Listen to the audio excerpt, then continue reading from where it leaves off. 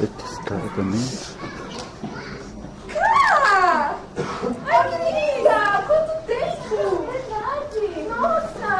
Tá estudando? Ah, eu tava tentando revisar alguma coisa, acho que fui mal na prova. Ah, é? Ah, amiga, relaxa, o importante é passar de ano. É, verdade. Pois é.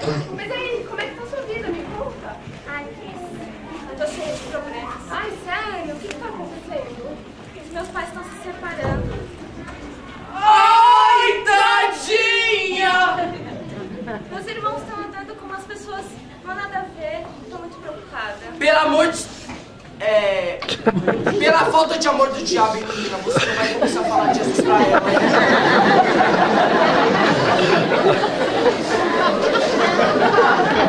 Amiga, relaxa, sabe?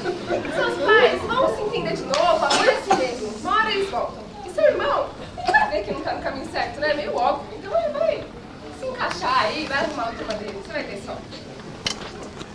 Ai, eu não acredito! Ela não falou de Jesus! Bem que o mestre falou que não ia ser difícil. Agora, amiga, deixa eu mudar de assunto. Deixa eu te contar. Você não sabe, entrou um menino muito gato na escola.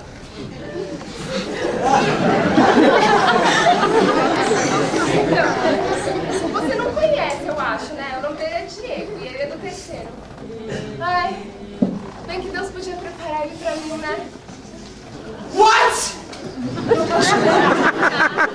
Mas é, né? Mas me mostra quem é. Ah, tá bom, vou te mostrar aqui. Ok. Bom, acho que já tá na hora da nossa aula, né? Eu acho que é. Não sei. Senão não tá tempo.